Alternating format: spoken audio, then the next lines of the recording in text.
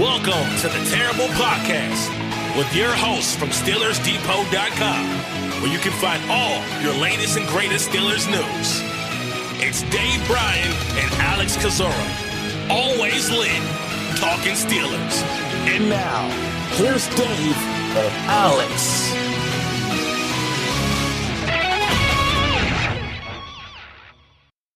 Welcome to the Terrible Podcast, Season 15, Episode 121. He's Dave Bryan. I'm Alex Kozora, SteelersDepot.com. Thanks for being back with us this Friday. Steelers Nation, 1 week from today, we'll know the Pittsburgh Steelers' first-round pick and be getting ready for Day 2 of the 2025 NFL Draft. So cannot wait for that, but we have a ton more draft coverage in store for you guys, including a little later in the show, our annual Steelers Depot Draft Roundtable with myself, Dave Bryan, and a bunch of the Steelers Depot crew sharing their thoughts on prospects and what the Pittsburgh Steelers will do in the first round. So, Dave, we just finished up that recording. That'll be a little bit later in the show. That's always a highlight of draft season. Another great discussion with the Depot team. Absolutely. Happy Friday. You know what happened 17 years ago today? The format that we now know as the blog of Steelers Depot and site was officially born. The site was in creation before that, but it was more of a, eBay affiliate store type thing, but it officially became a blog in the current format that it is now. 17 years ago today. How old were you 17? What were you doing 17 years ago today, Alex? That was 2008, so I was, 15? I'm probably doing what I'm doing right now, getting ready for the draft and watching prospects, maybe hopefully a little smarter right now, but my life probably has not changed as much as you might think. All right. I was a ripe old age of 40 years old, I think. Just turned 40, a couple of days after turning 40. But exciting day overall and a great way to celebrate. We have a Depot roundtable, draft roundtable today. Got numerous guys sitting in on that. Couple of first-timers on the show as well, too, who have been contributing to the site. So I think we got, about an hour and 15 minutes of a roundtable session in. That'll be coming up after we talk about the main topic of conversation on Thursday, which was Aaron Rodgers going on the Pat McAfee Show. Just what everyone wants to hear, more Aaron Rodgers discussion, but Aaron Rodgers broke his silence for the first time, so it certainly is notable. He joined the Pat McAfee Show. This was basically a last-second announcement. I don't know how much ahead of time Rodgers and McAfee had this thing planned out, but Rodgers going on there to basically air some grievances. He wanted to set the record straight and clarify all the BS, as he said, all the rumors and reports about him that he viewed as largely inaccurate. So obviously he did not make a decision. There was no announcement. What are your big takeaways? That's basically my number one takeaway, is just that there is no decision. Rodgers does not know what he's going to do. Retirement, as he said, is a possibility. He could play for Pittsburgh. And it seems like no decision is going to be coming anytime soon. That's my big takeaway from that, whatever it was, 45-minute discussion. Yeah, and obviously we'll dive a little bit deeper into some of the more specific things that he said, but sounds like at least he made it known that he's got a lot of personal stuff going on outside of the world of football that's got his attention right now. He didn't dive too deep or really at all into any of that, saying that's taking up a lot of his time right now. He did mention that several teams he's talked to throughout this process. Obviously, his first time through free agency. He noted that the Steelers specifically, have not given him any kind of deadline or time frame. And in the same breath, he says that, look, if any teams that I've talked to have to make a decision and move on from him, by all means do that. I don't think we didn't get what we wanted, which was, what's he going to do? He did even leave open kind of the retirement aspect of this moving forward. But in the same breath, I think in one way, shape, or form, he said that, all of the visits and all of the interest and conversations have essentially been had at this point. You just got to get through the personal stuff and make a decision. And I think if you want to talk about kind of the most notable, tangible and it would be reading into it. Look, people are going to be forced to read into a lot of things that he said and didn't say in that 38-minute whatever interview on McAfee here. I think one of my biggest takeaways from the whole entire thing was him throwing out the "it's not about the money" aspect of it, and him even throwing out saying, "Look, I'd even play for 10 M's, $10 million, and it doesn't have to be a multi-year contract. I've told teams that money's not an issue." He went on to say that the draft is not influencing or not going to influence his decision if he ultimately decides to sign with a team. But I couldn't get past the part about him kind of volunteering, if you will, that it's not about the money, that I'd even take 10 million. Why even throw something out there dollar figure wise and say, that the report about 30 to 40 million is not true? I'm willing to play for as low as 10 million if in fact that might ultimately be the number that we're talking about. Maybe not as low as 10 million, but certainly it feels like, based on everything that he said and didn't say, that we're not talking about a $30+ million cash layout for Aaron Rodgers in 2025. Anything under 30 million, I kind of view as on the table. But my main takeaway is that it will not take 30 million or more in cash to get Aaron Rodgers signed to a 1-year deal. I mean, if he says he played for 10 million, then I would assume if he signs, he's playing for 10 million. Now, maybe that doesn't become true, but if he says it, then how do you go play for 25 million if you say I'll play for 10 M? So that was my read and interpretation of his comments. I guess time will tell. My other big takeaway, in addition to not having a decision soon, is retirement seems more plausible than maybe what I thought was possible. It felt like, hey, this guy's going to play. He doesn't want to go out the way he went out with New York, and certainly he still could play. But the first 10 or so minutes of that conversation, Dave, sounded like a guy who was not focused on football, was checked out, and talked about he's focused on his personal life, and he's got a serious relationship. He's got his inner circle, he said, they're dealing with some issues, and he's helping navigate that. He was not sounding like a quarterback itching to play for the first part of that interview. Now, later on, when he talked about his visit to Pittsburgh and working out with DK Metcalf, he sounded like that spark was there a little bit more. But man, if you just watch the first 10 minutes, like I said, Dave, you sound like this guy's done. Yeah, I tell you, another takeaway from me is this is a guy that's obviously played 20, been around the league for 20 something year or 20 years or whatever it is in totality, that claims that he doesn't really care about what other people say or do. He keeps his tight circle. He knows what the real truth is.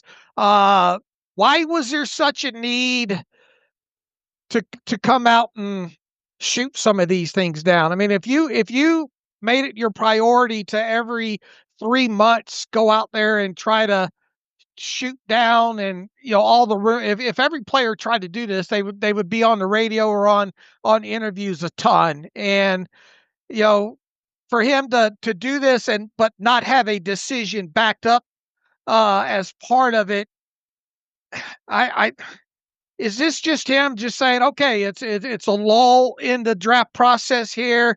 It's a perfect time for me to go back to the forefront here. How much is this stuff really laying on him? Things that's being written and said about him.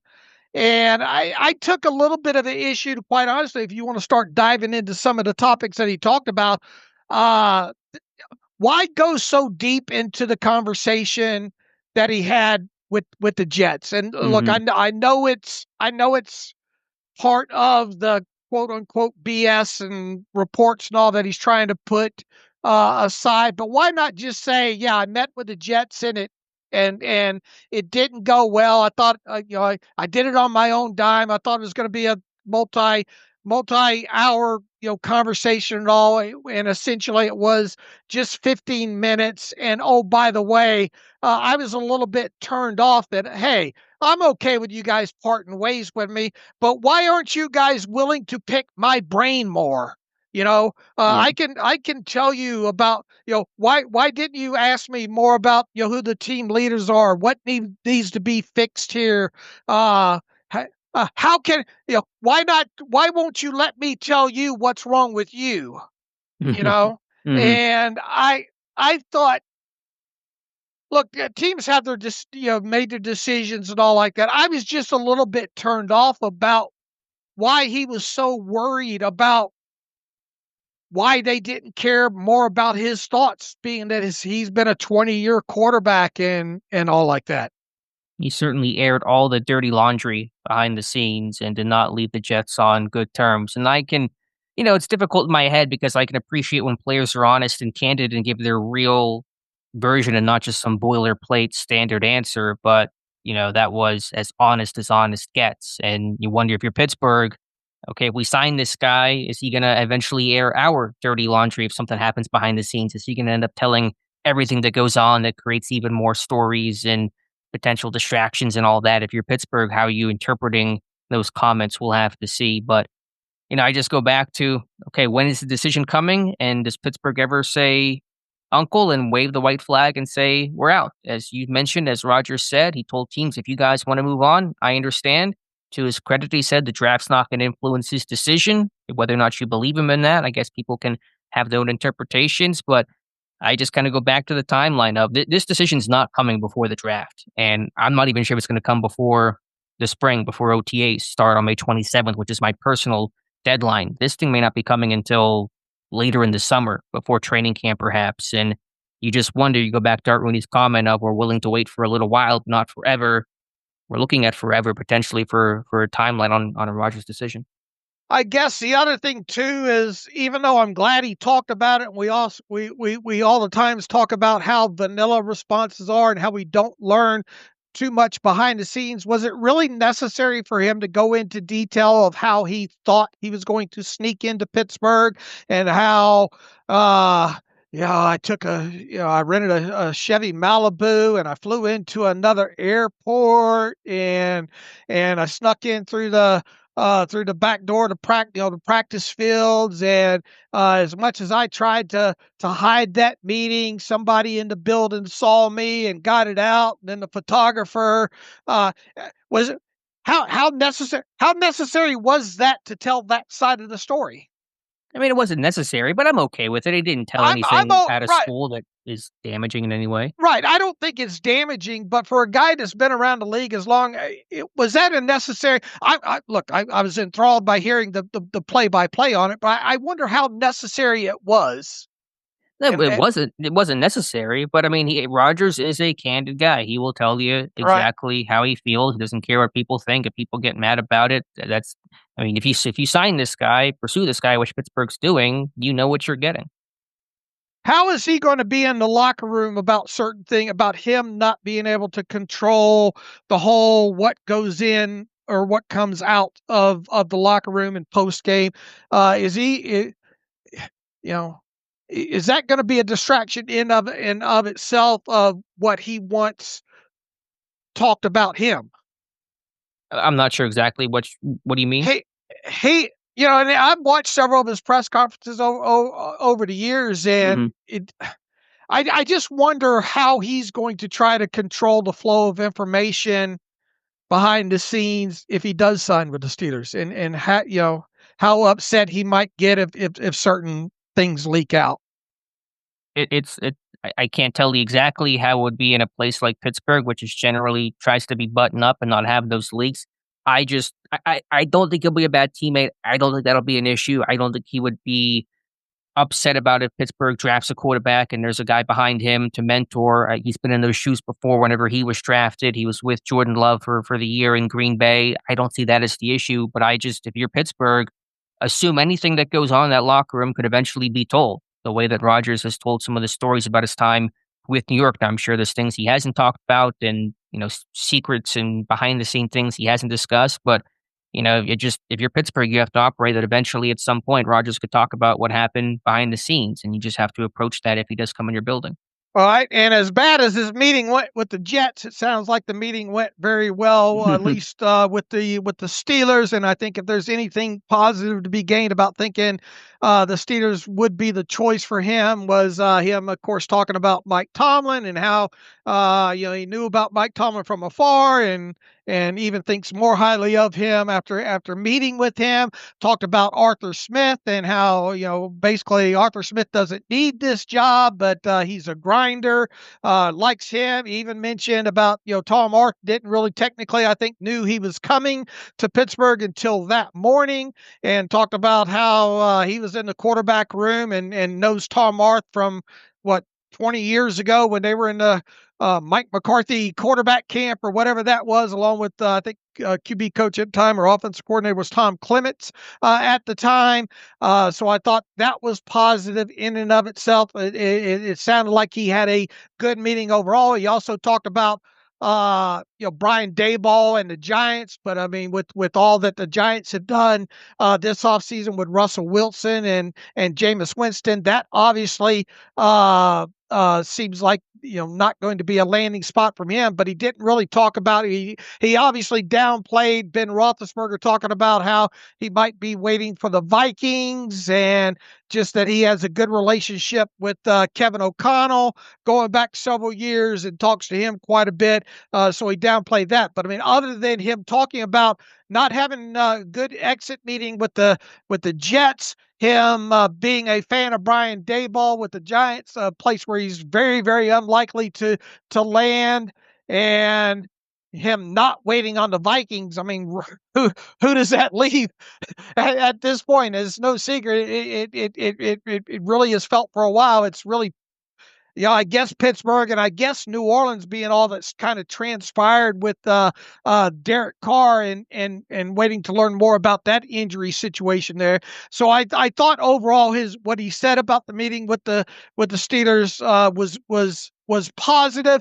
And then I thought that his comments about DK Metcalf and why he got together with DK Metcalf, and his respect for DK Metcalf, and just wanted to get out there and see how he meshed with him, and thinks DK is a specimen, and yes or no sir, and just his body of work, and that wasn't just a per chance kind of hey. And look, I know not a lot of people are out there, but I mean, you're talking about him meeting with a guy that's on a team that he's visited with, and probably wanted to knock the rust off and get on the same page with him for a guy he might be throwing to in Pittsburgh. So I took that as an overall positive sign that Pittsburgh will ultimately be a landing spot for him as well. When you take the totality of what Aaron Rodgers had to say, do you think the odds have increased or decreased of him becoming a Pittsburgh Steeler at some point in 2025? I think it's either retirement or the Steelers, and I'm really going out on a limb there, I know, but he's just such a hard guy to read, and does he have one foot in retirement at this point? I understand he's got a lot of, says he's got a lot of personal stuff going on in his life, but in the same breath, he says the meetings are, essentially behind him at this point. He's gathered the information that he needs to gather. What's taking so long here? Well, he says it's his personal life, which he's focused on right now, and wants to sort all that out before he thinks about his football future. I've been pretty confident, like most people I think have, that Rodgers would sign with Pittsburgh, and that's certainly still a real possibility, and I think still the favorite if you had to put percentage odds, because you're right. I think it's one of two things. He either retires or he signs with the Steelers, unless some other door number 3 opens unexpectedly. Those are the choices, it seems. But I think the odds of Rodgers becoming a Steeler took a hit to some degree, because I think he is more likely to retire than I initially thought, and Pittsburgh may be more likely to eventually bail on pursuing Rodgers if this wait continues into June and July, which I think it's tracking towards right now. So for those two reasons, I think the odds still took it. I'd still put the odds of Rodgers becoming a Steeler at above 50%, but it's maybe not the 90% I thought it was before Rodgers spoke yesterday. Look, I'm a fan, and you and I talk about this as well in conversations related to personal life or business life and all. I'm a big fan of sleeping on things and not rushing to make a key decision and all like that. But I mean, we're talking several months now. Now, look, once again, I don't know the level of stuff going on in his personal life and everything associated with that, but I mean, don't you think he's got an inkling, at least which way he's leaning more than 50-50 at this point? I'm sure, but all that matters is him making a decision and giving an answer. And we don't know when that's going to come, and it does not sound like that's going to happen anytime soon. He can lean either way all he wants, but nothing is official until he tells the team, "This is what I plan to do." All right. And look, I mean, he made it kind of clear that there's no timeline really been put on him on the Steelers, but and you know, look, maybe he is waiting till the draft until, even though he says he isn't waiting until the draft just to see what else happens. Maybe he is exploring what's going on with New Orleans and Carr. Maybe there's a mystery team out there that we're not, you know, knowing about. But I mean, you do the deductive reasoning. You go to look down the list of teams and look at what the Giants have done, and you look at what the Browns have done. You look at who else? The Raiders have Geno Smith. Uh, I suppose Tennessee, but I mean Tennessee seems destined to draft Cam Ward, and I mean where else is there for him to land really other than the Steelers? And if Nothing it's not the obvious right now. Vikings, Yeah, and he says he's not waiting for Minnesota. As you said, he pushed back and mentioned Ben Roethlisberger specifically and said that that is not accurate to believe that I'm holding out hope for Minnesota. If that's true, who knows? But that's his commentary. So there is nothing else obvious on the board. Something would have to come available where some quarterback gets hurt, a la Derek Carr down in New Orleans, or Minnesota jumps back in and just pursues him, where Rodgers says, I wasn't holding out for Minnesota, but they are back in. And so, okay, I'm going to go there because they're now pursuing me more heavily. So, yeah, it's Pittsburgh or bust right now. It seems like. I just go back to my final really thought on this, Dave, is, and our Ross McCorkle kind of made this quip in our Discord chat. If you're Art Rooney and you're aware of this interview, I'm sure he watched the interview, or at least has the Cliff Notes version of it. What are you thinking? What are you sitting there as a franchise saying? Are we closer to signing this guy? Or are we getting this guy? What's the timeline, the decision? We just have, like, what do you do with this information that Rodgers offered yesterday without anything concrete other than me feeling like it's going to be a while for him to decide? Just what if I'm sure Art Rooney has to just kind of be doing this through gritted teeth right now of just trying to navigate this process and still have uncertainty this far into the offseason. well, I mean, if what Aaron has said is true, and no team has given him, or specifically the Steelers have given him a deadline, but then on the flip side, you have Art Rooney saying we're willing to wait, but not wait. What was the direct quote? Not Willing to wait a little bit longer, but not forever is I'm not verbatim, but that was the idea. I guess you get into what's a little bit longer. If my wife tells me lunch is going to be ready in a little bit longer, I'm thinking, you know, uh, 15, 20 minutes, Not July. It Right. just might be a little bit longer for Rodgers to decide. So that's my question, is how much longer? I mean, Pittsburgh has put themselves in a position to really kind of be backed into a corner where there aren't a lot of other options, where Rodgers is the best quarterback available, the only other viable veteran full-time starter. Kirk Cousins, I'll pass on that. But if you're Pittsburgh, if you go to OTAs and your team's together and you have a million questions about who's your quarterback, what's Rodgers' status, is Mason the guy, it gets really, really messy by then. And it's just hard for me to still justify bringing a Rodgers in July right before training camp. We just can't do everything on his terms. Right. I agree with that. And once again, I know OTAs are voluntary, and look, it seems like it'll be interesting to hear once again Omar Khan and Mike Tomlin asked in the press conference next week before the draft about why the OTA sessions have been shortened. But let's assume that it does indeed only wind up being the 6 OTA practices. Would it kill a guy to have signed and be part of that, even though Mike Tomlin says it's all about teaching? But I mean, to have your franchise quarterback as I think there's a lot of value to be gained in having Aaron Rodgers at those OTAs.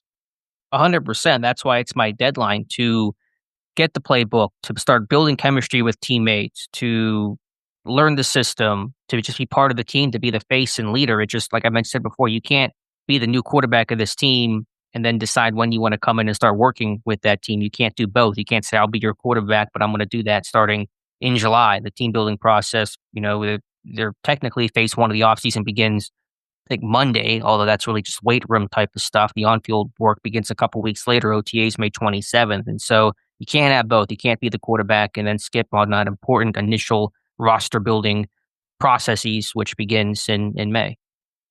I do wonder, being as how Aaron Rodgers threw out that 10 million number, what if that number ended up coming in at 10 million? Is he maybe thinking, well, if I'm only making 10 million and I get off to a bad start here and they draft another quarterback or whatnot, and we're not winning some games, 6 games into the season, I could be on the sideline.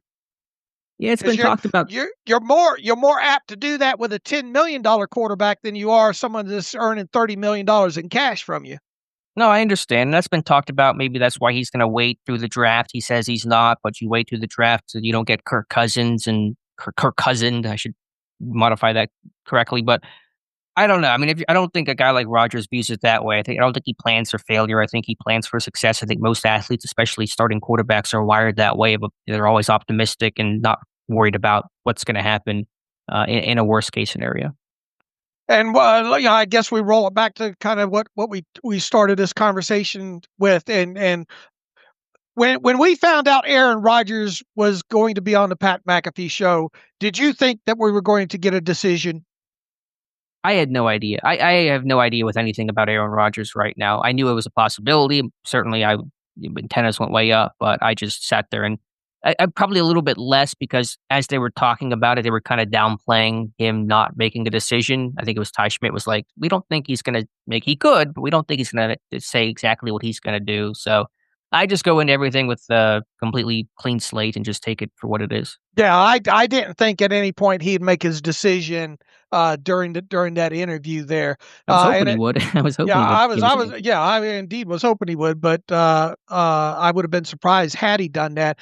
And once again, I think of all that he said and didn't say, my biggest takeaway, I think, was just him talking about, throwing out that 10. The biggest thing was him throwing out that 10 million number, I think, to me. So if he signs in Pittsburgh, how does he not play for $10 million? Because he just said that's what he would play for. Yeah, because that'll get thrown back. If the contract comes in at 25 million, then, the chatter's going to be, well, why the Steelers overpaid? He said he'd take 10 million, and you're paying him 25 million. And in the same breath, people are going to be saying, Aaron, we thought you were going to play, we're willing to play for 10 million. Why you handcuffing this team by taking 15 extra million or whatever, more that winds up being? Do I think Aaron Rodgers is worth more than 10 million? I do.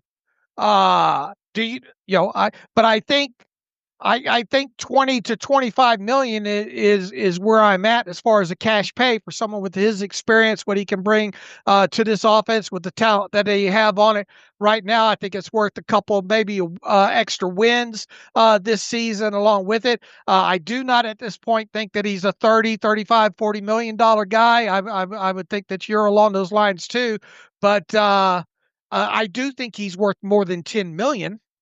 Sure, as a starting quarterback, he is. But I suppose the contract's already out there for Pittsburgh. It's been out there for weeks, according to reporting. Right. So that number's already been established. And I don't know if Pittsburgh's going to go back and edit it if they're above 10 million based off this interview. So I guess Rodgers' answer could be, well, the contract was out there.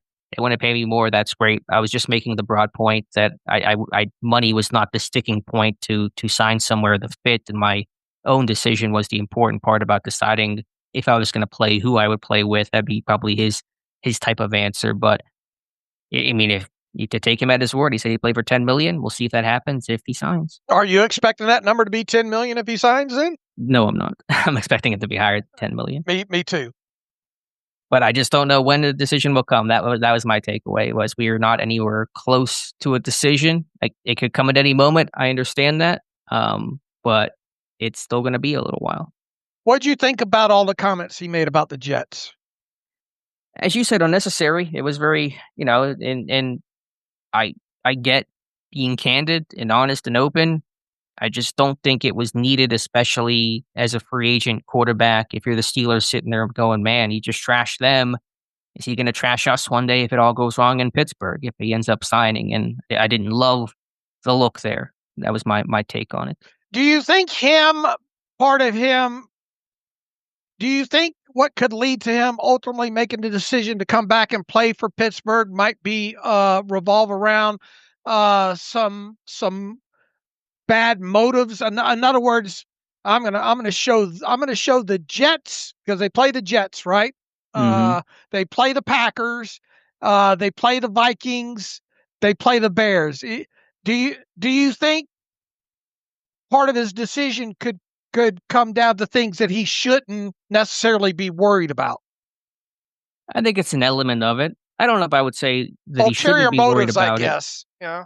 I think athletes can be motivated by different things, and he's a guy, despite some of his protests, he's motivated by doubt and proving people wrong and trying to make people look bad, in a sense, and wanting to get his just desserts. So, yeah, that's a motivation. I think it's not necessarily a wrong. I wouldn't criticize him if that's why he wants to come back. It just, whatever the reason is, he has to be 100% locked in. He's going to be fully committed. I'm sure he's aware of that. And again, you listen to the first 10 minutes of the interview, he was not a guy who sounded locked in at all. Now, could that change if he gets in the right headspace, if things in his personal life are ironed out? Sure, but it sounds like he's got a long ways to go to get to that mindset of being able to lock in and give a football team what it needs. Right. Or if you're Omar Khan, or if you're Mike Tomlin, or if you're Art Rooney at this point, are you okay with this taking as long as it takes for his decision, as long as that decision comes before day one of training camp?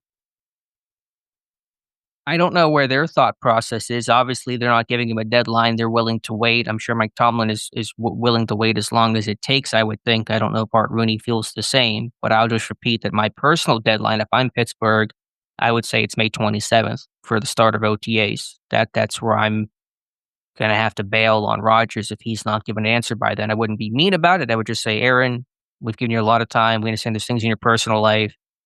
We have to be able to move forward as a team. We can't go into our offseason program with this level of uncertainty, these question marks. It's just not fair to the rest of the 89 guys on a roster.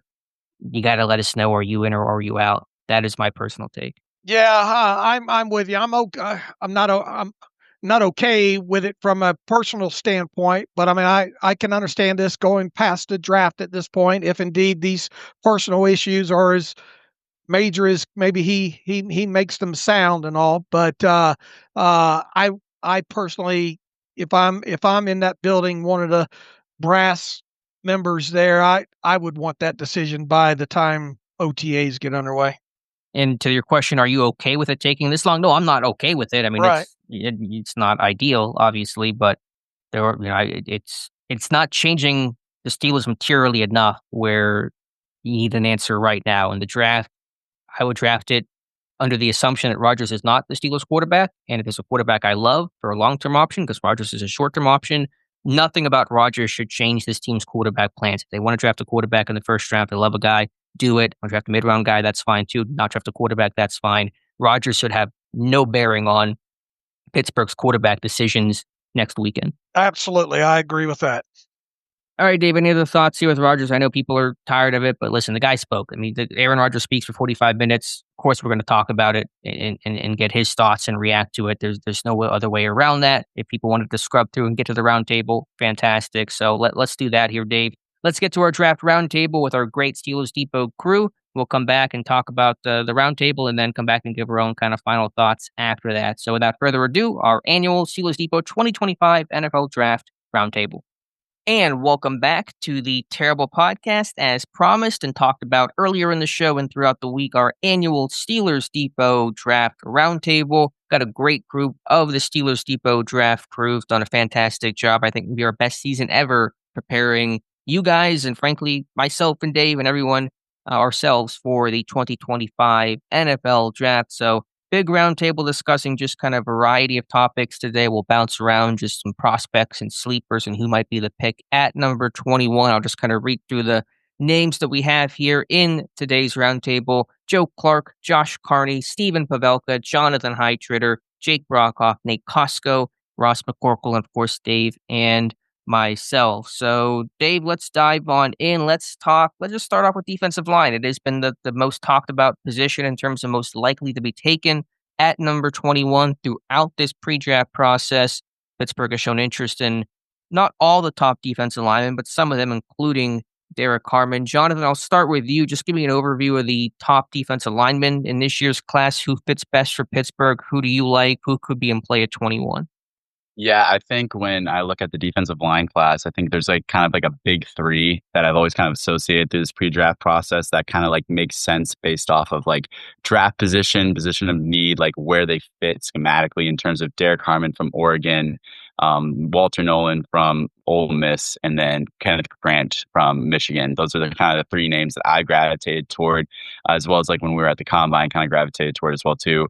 Obviously, kind of can play different positions, as Grant is more of a quintessential nose tackle, whereas Nolan and more of Harmon can be more of that, more of that 5 tech. But at the same time, again, the body types are something to consider because Nolan's a little bit more stout and compact, so not necessarily the quintessential type, whereas Harmon kind of fits the bill of what Steelers look for in terms of a true 5 tech.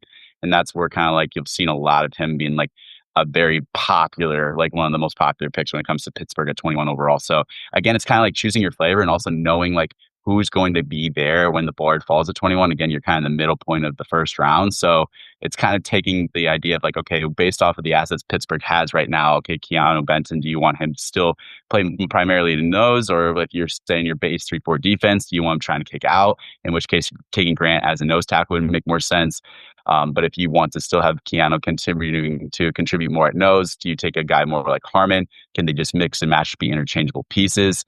Personally, in this process, I think that Harmon's kind of the best fit overall for kind of what Pittsburgh wants in their defensive line, especially a defensive end. But again, it just kind of depends on how the board shakes and if they end up deciding to go defensive line based on other needs on the roster. Ross, where do you come in on this D-line group? Why do you think Pittsburgh has not shown a lot of at least overt and obvious interest in Walter Nolan, one of those big three that Jonathan talked about? Mike Tomlin, Omar Khan not at that Ole Miss Pro Day. Andy White was there, but not Tomlin and Khan, and Nolan did not come in for a visit. What's kind of maybe the story on Nolan and any other maybe top defense lineman to mention in this class? Go ahead, Ross. Yeah, the Walter Nolan question is kind of puzzling to me. I don't know if I have a super great answer there. I think I still think he could be in play, though. Josh Carney wrote up a great piece just kind of detailing the history on why that probably isn't likely, just because they haven't had him in for the visit and nobody was at his pro day. The only exposure they really had to him would have been at the Senior Bowl. I think we do have him speaking to Tomlin there at the Senior Bowl, but pretty much every prospect speaks to Tomlin at the Senior Bowl because he's so close up and personal with everybody. So, I agree with a lot of what Jonathan said. Derek Harmon's kind of my number one. The biggest concern I have with him is the missed tackle issue. He does have quite a few kind of missed tackles, and I do think he's a good run defender. But there's a chart I saw of kind of all the top defensive linemen that went in the first round over the last, 6 or 7 years. And Derek Harmon's missed tackle rate is almost double the next person in terms of those first round defensive linemen. You never want to see that. It's something that could be cleaned up and stuff. I still like him, obviously, but that is my biggest concern there. In terms of prospects that Jonathan didn't talk about, I think probably not enough has been said about Shamar Turner, and that's probably because of the stress fracture he had in his leg. He didn't really participate in much of the pre-draft process as a result. The combine. He had to withdraw from the Senior Bowl because of it. He is healthy now. His agent has informed teams that he's healthy, and he's a guy that could kind of fit within that same kind of mold as he has similar dimensions as some of these other guys. 6'0", 3'1", 290. He has good length at almost, I think it's just a hair under 34-inch arms. He can kind of be a versatile piece, flexing, inside or outside. I think he said he kind of prefers the 3 tech, but he played 5 tech, he played 3 tech, he played even further inside throughout his time at A&M. I've seen a lot of buzz recently on Darius Alexander, people talking about him as a first-round guy. I don't necessarily know if I agree there, but the Steelers did meet with him, and so maybe you do lump him in with the potential first-round guys that could surprise as well. Yeah, I think the last guy I wanted to touch on really is a guy like Ty Robinson from Nebraska. I know he fit in your what the Steelers look for defensive line series, and he kind of checked basically every box. He wasn't the most impressive at the Senior Bowl from what I saw in the one-on-ones, but in the team sessions, he was holding up pretty well. He wasn't getting blown off the line. He does have those. He has pretty nice length that he was able to use. His long arm is very solid. He was able to get some penetration in those team sessions, and so he's kind of another sleeper guy that I don't know. I've seen him 5th round. I've seen him all the way up till like 3rd, even late 2nd, and so he's another guy that absolutely could be in play. Let's see. We got Nate Kosko making his debut on the Terrible Podcast today. So welcome, Nate. You've done a fantastic job throughout this process. I think you're the leader in the clubhouse in draft profiles as well, too. So keeping it on the defensive line kind of focus here, and we've talked enough, I think, about Derek Harmon, Kenneth Grant, and Walter Nolan. We know those are probably the top 3 guys in play after Mason Graham comes off the board for the Steelers. How about you talk about, let's say the Steelers don't go first round defensive linemen. Who are, maybe some 3rd or 4th rounders that you have pegged as perfect fits for the Steelers? Yeah, thanks for having me on. I think it's worth to talk about Deion Walker out of Kentucky, 6'7", 330. He's built like a globe, I like to say. But the film is just, he struggles a lot. He doesn't play with his size. He's more of a finesse guy, which you don't want to see at 6'7". I think he's falling on boards. I think he will be a day 2, maybe a day 3 guy at this point. But that size is enough for coaches to want to work with. I think the Steelers might see something in him that they could hope that they can coach out of him. And then Omar Norman Lott from Tennessee. I actually liked his film a lot. He's my 6th defensive lineman right now. At Tennessee, they had a heavy rotation, so we didn't play a ton. He's not a guy like Nolan or Harmon who played almost every snap. It was a heavy rotation.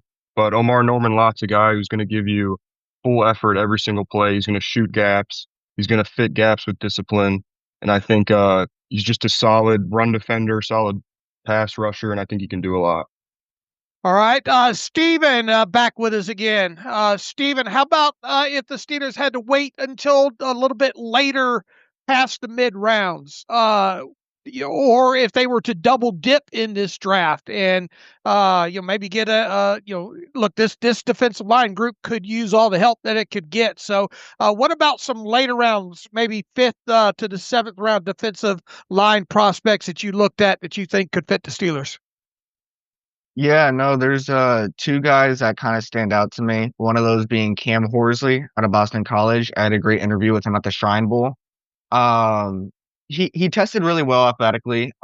His RAS, relative athletic score, coming in at 85th percentile. His height and weight are above average for IDL, with him being 6'3", 312. And Cam Horsley is your average nose tackle if you're looking for somebody to kind of play that over what they already have. And so just a guy that can play the run. He's a good rotational player, as it shows right now. And he's even shown to drop back into coverage too. So this is a versatile guy that even though he doesn't have the pass rush moves right now, he said that's a part of the game that he wants to work on. But even somebody like Jordan Phillips, another guy from the Shrine Bowl, out of Maryland, extremely young. He was only 20 when I looked at him very recently. And that's another guy that shows his bull rush at a high level. His strength is one of the best part of his games. And he just honestly stood out to me at the Shrine Bowl. And I think those are 2 guys that you can get in the later rounds to contribute almost right away. Go ahead, Alex. Let's talk running back now, and let's start off with Joe. Pittsburgh clearly going to draft a running back. It's not a question of will they, it's a question of who and how early and what round it'll be. They brought in 9 running backs for pre-draft visits. Joe, just kind of talk about who are your maybe favorite runners from this year's class. It's a really good, strong, deep class. You could look at first-round potential options, Marion Hampton, Treven Henderson, but there's a ton of names in the mid-rounds as well. So Joe, what stands out to you most in a really loaded running back room? Yeah, I mean, as you said, it's just really low. The depth of this class is super impressive. So, I mean, I've been coming around on the idea of taking a first round running back. I really like Amari Hampton. I think he can be, a true 3-down back. But I've also came around that brought Travion Henderson for a visit. He's a real home run hitter. He's a receiver out of the backfield. He's, kind of that dynamic guy that they haven't had in the backfield that gives them that big play capability. So those are two guys that I really like early in the draft. As far as the middle rounds, I'm a big fan of DJ Giddens. He has a little bit of pass catching upside. Long speed is, it's decent. It's not elite yet, but he's got elusive. He's great. 1 cut, 2 cut, and great with his feet. So he's, probably my favorite 3rd, 4th round option. Another guy that I like is Dylan Sampson. Got a ton of speed, and a guy that I don't think is going to make it to the Steelers in the 3rd round, but if he did, I would be thrilled, is Caleb Johnson. I think he's a great fit for their scheme, but he's gotten some late 1st round buzz. I'd be surprised if he's there into the 3rd. I think he's probably going to be a 2nd round pick, but he's outside behind Hampton and Henderson. He's probably my favorite back right there. But as far as for who the Steelers have brought in and where I expect them to draft a running back, I think Giddens would probably be my favorite pick there. I mean, when Will Howard was at Kansas State, he was a little more effective as a receiver, over 1,200 yards the last 2 years on the ground, just a guy that can make a lot of plays. He had a formal with the Steelers at the Combine in addition to coming in for a pre-draft visit, so some demonstrated interest there, and I think he's definitely a guy to watch out for come Friday night. I'm with you. I like Giddens too. Jake, I want to bring you in now. Your sleeper, one of your top guys, maybe day 3 selection because of the depth that pushes down some names, is Jordan James out of Oregon. You wrote about him recently, but just explain to those who didn't read that excellent article that you wrote why you're a big fan of Jordan James as a day 3 sleeper. Yeah, I like a lot of the things he does. He's very shifty and elusive. One of the things I really like, though, is how versatile he was at Oregon. They even had him lining up out wide and running routes at times. But he catches the ball well out of the backfield. He's very fast in the open field. And another one of my favorite things about him is he just hits the hole with no hesitation. He's just very fast, a very decisive runner. One thing I do worry about with him is he's very similar to what the Steelers kind of already have with Kenneth Gainwell and Jaylen Warren. Mm-hmm. So I think one potential issue there could be just not having enough diversity in the backfield, but he's a guy in the 5th or 6th round that I think could do really well with the Steelers. I think it's Jake's debut today too, isn't it, Alex? Yeah, Jake's a pretty new member of the Depot right. team, so appreciate all that you've done and all the draft coverage you provided. Boy, look at thank all. you. Happy to be here, you guys. Yeah, look at all these new people here. Great. Let's continue on the running back theme here. Josh, been around for a while.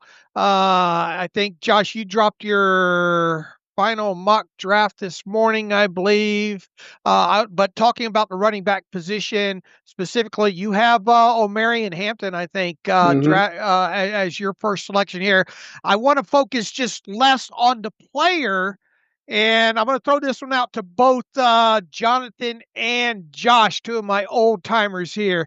Just thoughts on the Steelers using a 1st round pick on the running back position and maybe the fungibility of the position. And, everybody, you're coming off of using a 1st round draft pick a couple years ago on Najee Harris, and you didn't even pick up his 5th year option. And you look around the league at 1st round running backs and how many of them actually make it to the 2nd contract. Look, if you can win now with a running back, it's fine. But just your overall thoughts on running backs in the 1st round, I think. Yeah, initially in this pre-draft process, I was completely anti-running back in the 1st round for this team. There were so many holes. I was kind of hoping Najee Harris would be back, and obviously they'd let him walk. But just kind of looking at the tea leaves of what they've done, it makes a lot of sense. And you look at a guy like Omarion Hampton, I think he can be a true 3-down running back. He's got the size, the speed. He can catch the ball out of the backfield. He's just a tough player, and they need to replace some of that toughness in the backfield. I do think they could find that on day 2 or day 3, certainly, kind of like Joe laid out there. But with this team and uncertainty at quarterback right now, knowing who the offensive coordinator is and Arthur Smith, they seem to believe in the rebuild of this offensive line. They want to be a run-first team.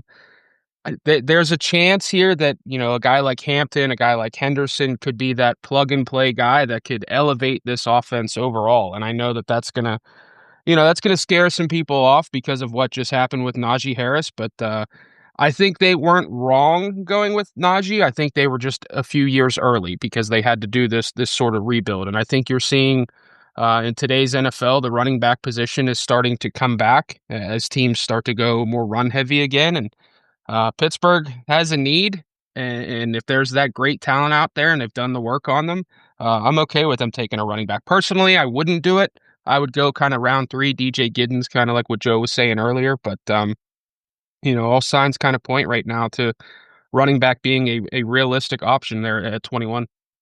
All right, let me go to next on in this order, Nate and then Steven.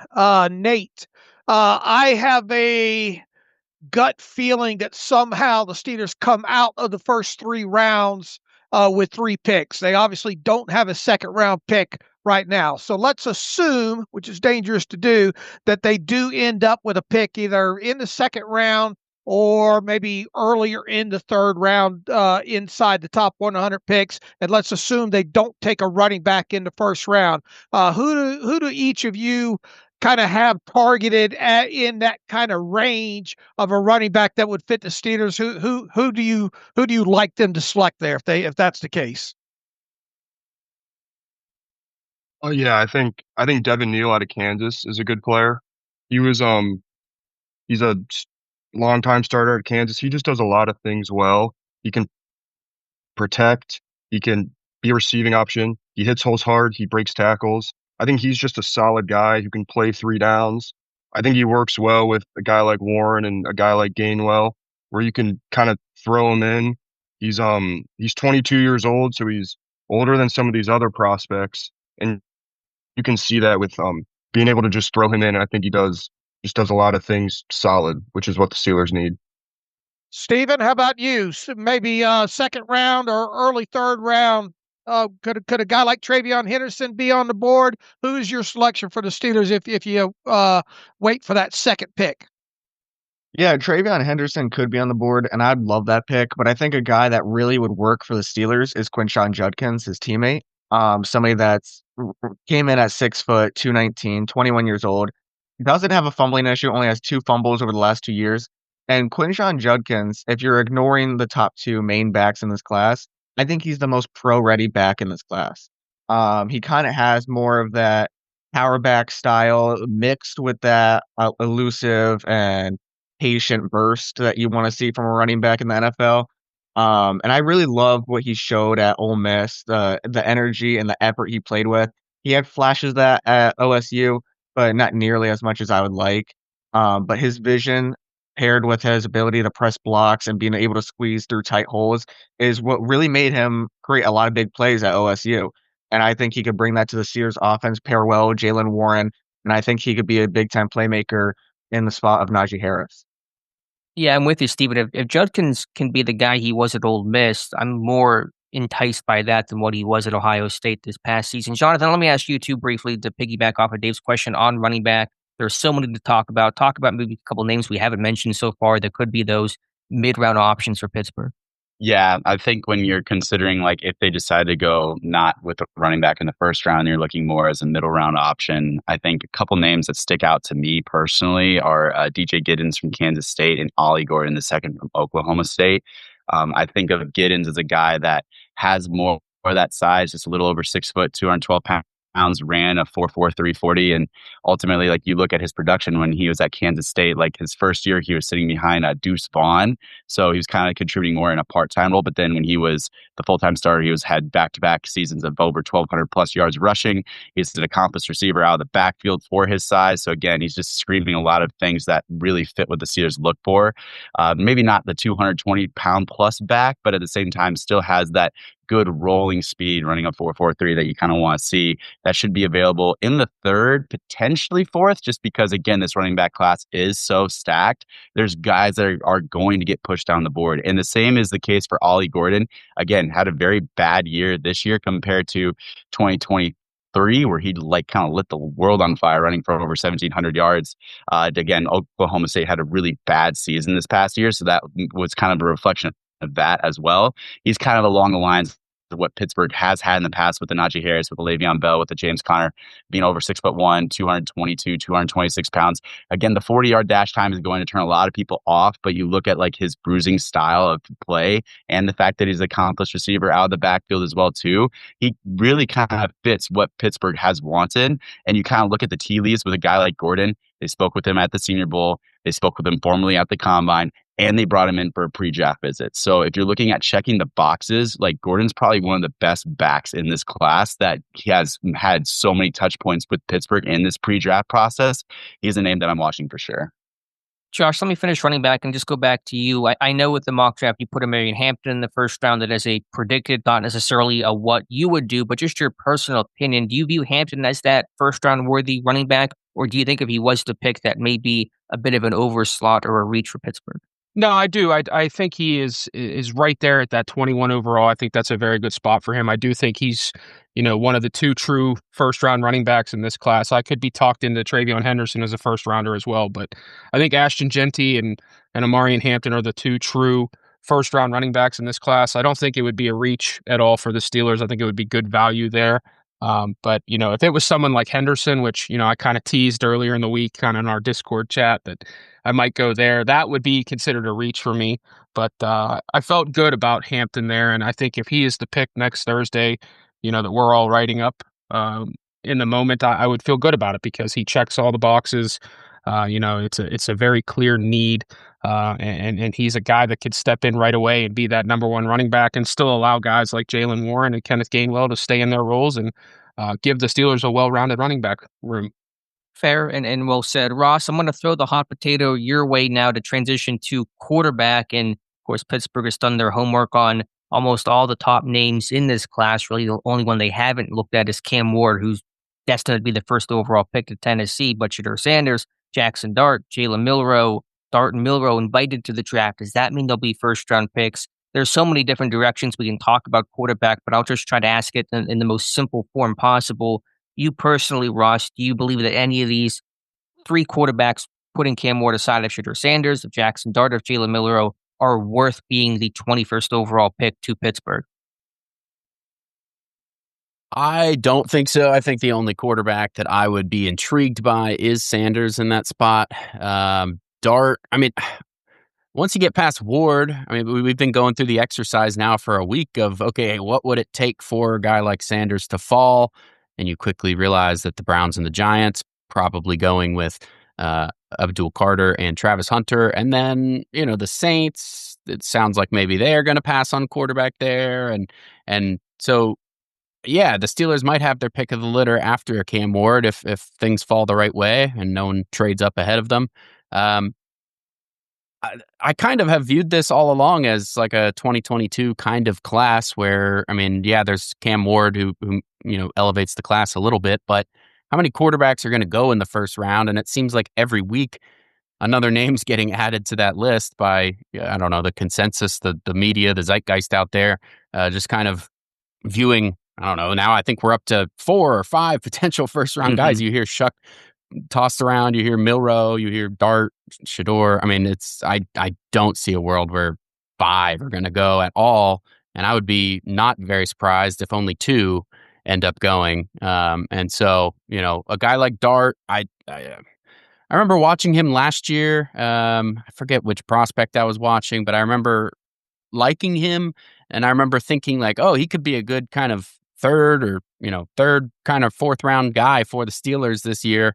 And lo and behold, now he's firmly seems to be in the first round conversation. I don't necessarily get it. He was productive, and he seems to have kind of some of the intangibles if you listen to people talk about him. And I think just from talking to him myself at the Senior Bowl and the Combine, he is an impressive person, and I think he, does have some of those intangibles, which you can't discount, and teams obviously put value on that. So, if I had to guess, maybe a team does take a roll of the dice on Dart. I guess Milroe could be in the equation just because all it takes is one team to be in love with that athleticism. But I'm more leaning towards two quarterbacks ending up in the first round. I want to go back to the running back position and tidy up some things here. I'll throw this one out to Nate and then Joe Clark. Why aren't we get a lot of emails about Cam Scatterbo out of Arizona State? Why aren't we talking maybe more about him? Additionally, not even though he kind of checks a lot of the boxes and came in for a visit, R.J. Harvey out of UCF as well too. Why aren't we talking more about Cam Scatterbo and or R.J. Harvey a little bit more as, say, second, third, fourth round selection for the Steelers? And should we be talking more about those two players? I think for sure we should be talking more about Cam Scatterbo. I love the player. I know the reason why people are not talking about him is because of the speed, which is understandable. Maybe also because of his age. He's 23 years old. 23 years old, and I think the speed is definitely something to look at. It's not great, but you look at the rest of his game, he falls forward. I think he turns 2-yard gains into 5-yard gains. He has great contact balance. He breaks the first tackle. And while he doesn't have that long speed, I think his burst is actually really, really good. And he can put his foot in the ground, hit holes quick, and then he falls forward after every, no matter how many guys are tackling, he's going to fall forward. And then RJ Harvey, I am 24 years old. He's 5'8", 205, so not the biggest player, and he's up there in age. I think he has great patience. I was watching his film and I was thinking, is there a little Le'Veon Bell type patience? I know he's not going to be the player Le'Veon Bell was, but he's got that sort of patience that Bell had. The only thing I struggle with Harvey is that he doesn't break a lot of tackles. He's not the strongest player, and I think he's a first guy to the ball can bring him down, which is a struggle for me to look past. But he does have that patience that I think fits really well in the that Arthur Smith zone scheme. Joe, those two players, why are should there be more talk about them? Yeah, I mean, I definitely think there could be. When it comes to Harvey, he's not a great pass protector, but with the Steelers, you have Jalen Warren and Kenneth Gainwell who can kind of handle those third down duties. Harvey's a guy that, he does wear defenses down. He gets the ball a ton. He's like Nate said, he's a good fit for the scheme. He's, a good cut runner. I think the fact that he did come in for a pre-draft visit kind of relishes or warrants us talking about him a little more than Scatterbo, just because we don't necessarily have those touch points with him. And again, like with him, it's kind of the long speed. It's kind of like if you're adding him to the Steelers backfield, are you getting anything different than what you currently have with Jalen Warren? They're kind of similar runners, in my opinion. So I don't necessarily think that Scatterbo adds any sort of dynamic to Pittsburgh's backfield right now that they don't currently have. So that's kind of where I think we haven't talked about him as much, and especially because they haven't done, a lot of the pre-draft legwork they have on him as they have on, the 9 running backs that run for pre-draft visits and the other guys on that without the combine. So with Harvey, at least they did have, the visit with him. And I do think he fits a little bit and can get some early down work for the Steelers, even though he's not the fastest guy, but I think he does his job pretty well and could kind of fit in and work in with this backfield. But Scatterbo, I do think he's a good back and he'll have success somewhere. I just don't necessarily think he brings that dynamic to Pittsburgh's backfield that isn't already there with Jalen Warren right now. All right, let me go back to the quarterback position here. Tyler Shuck is obviously someone connected to the Steelers somewhat, brought him in for a pre-draft visit. Didn't have a huge presence there at the Louisville Pro Day. But let's see, I want to throw this one out to Steven and Jake. And Jake, I think you even wrote up the article, I don't know, a little bit more than a month ago. Louis Riddick seems to think that the Steelers have kind of a keen eye. In fact, he says keep an eye on this when talking about Arthur Smith and his like of Tyler Shuck. Now, Shuck obviously is a little bit older in this class, not considered the top 3-4 quarterback in this class. But if you two guys, we'll start with Jake and then go to Steven, thoughts on Tyler Shuck as a whole and potential of him maybe being, I don't know, third, fourth round selection if the Steelers waited to go quarterback there. Yeah, I wouldn't mind Pittsburgh looking at Tyler Shuck at all. I think, as you mentioned, the age, I think turns some people off, but it's not a huge worry for me. I don't know that if he's drafted, they're looking at him immediately to be the quarterback of the future. So I'm not too worried about the age, but he has good size. He's pretty mobile, especially with some of the injuries he's had, which is impressive. I think his game, when watching him, there's nothing that necessarily stands out to me, but there's also nothing that I look at as a huge weakness. I think he's really well-rounded, which I think will help him translate well to the NFL at first. He throws accurately, especially short to intermediate windows, and he's got pretty good arm strength as well to make those deep throws. He's got size and strength. He's got good touch as well. So I know Louis Riddick is a big fan of him at 21, but I don't really know if he's that high, but in like the second to fourth round, I would not mind him at all. Steven, where do you come in on Tyler Shuck? Yeah, no, Tyler is really somebody that you're looking at as a developmental piece. I think he definitely has the frame. He has some of those crazy arm angles that you look for, even though he didn't show those at the combine when he was throwing. He definitely has some throwing on the run potential. My whole thing is I'm not high on somebody that's going to be 26 this upcoming September. I'm not high on somebody that really never stood out on the stat sheet at any school he was at. He went to multiple schools. Some of his decision making I didn't like. His deep accuracy is a little inconsistent. So if you're getting this guy and you believe you can consistently develop a 26-year-old prospect, go for it. But in my opinion, I don't think he's worth taking in the first, second, third round. Day 3, you're sitting there, you haven't addressed a big need. If you want him to come in and try to fight for a job, I say go for it. Jonathan, I'll go to you with quarterback.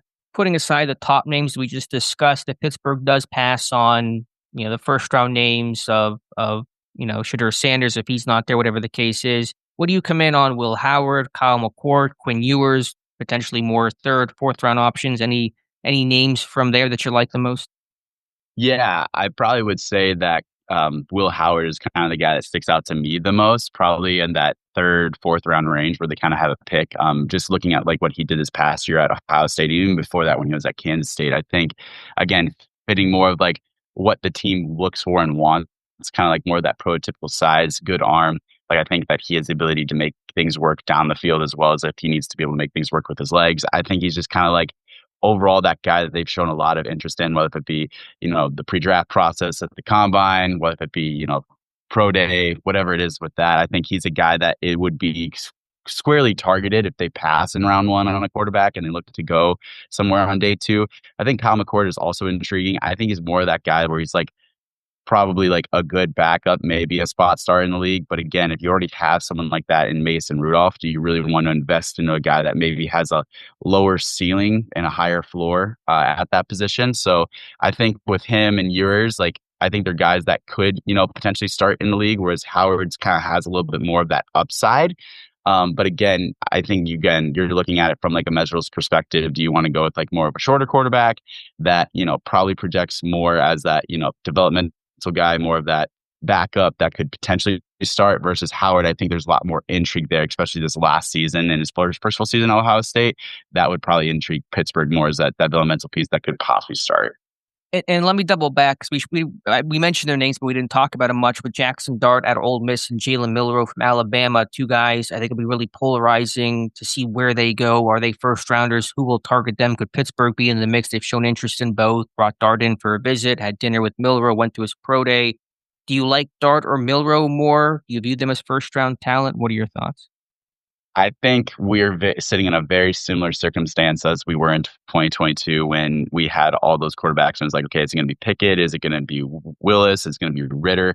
I think that the caliber with Milroe and Dart may be a little higher than like that group as a whole. But I think it's almost in that sense where they're probably going to have to if they're going to take them, they're going to have to pull the trigger early as probably more day two prospects, kind of like in that developmental stage, kind of like Andy Dalton. I think he's been mentioned like in comparison to Shadur Sanders, but I think that both guys are more developmental guys that probably aren't that clean first round pick. I think both of them bring different attributes to the table. I think Dart is a better pure overall passer than Milroe. You saw that especially during the end of the season with Alabama and at the Senior Bowl as well too.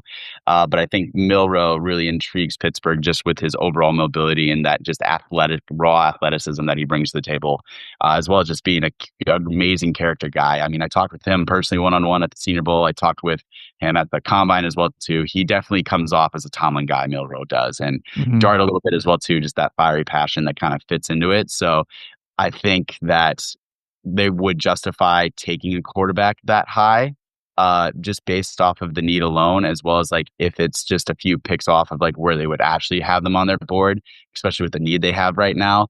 I would say possibly that Dart probably makes the most sense just from a passing perspective, based off the weapons that they have on their roster rather than the development that Milroe has, because you're going to need to take more time to develop him as a passer. But I do think there's a lot of intrigue there. So I think like it's been a really interesting race between those two in terms of who Pittsburgh would probably like over the other. Definitely. Let me ask, and I don't like to usually do this in these group settings, a really broad question for anyone who wants to jump in with Shadur Sanders. If he does, let's just put even trade scenarios aside for a second. If Shadur Sanders falls to 21, is there anyone here in the roundtable that's banging the table for Shadur Sanders and saying, yes, this is going to be the guy Pittsburgh should take, and quarterback obviously a need, lacking that long-term solution regardless of what Aaron Rodgers does. So anyone who wants to jump in, is there anyone here? And there's a valid case to be made, obviously, for Sanders to be the guy at 21. Anybody thinking that he definitely should be the pick if he falls? Maybe not. Is there anyone at all want to give their thoughts on Shadur? Maybe why he shouldn't be the pick at 21 if nobody feels like he definitely should be the guy. Let me jump in and be a little bit more specific here, being as how nobody chimed in on this. Let's say you had to make I'll throw this out to our let me do this two-prong when it comes to Sanders. First, we're going to go with Joe and Ross. You guys are in charge of trying to sell Sanders to the draft room and bang the table of one or two areas that Shadur Sanders really excels in.